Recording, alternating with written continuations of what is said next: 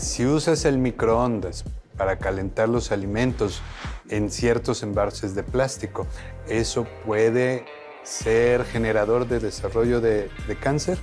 ¿Mito o realidad? Te puedo decir que es mito.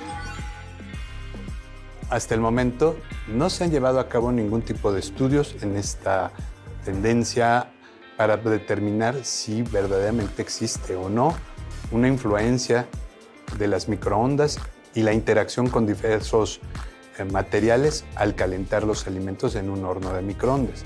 Hoy por hoy, la Asociación Americana de Cáncer reconoce que no hay una relación entre los microondas y el cáncer.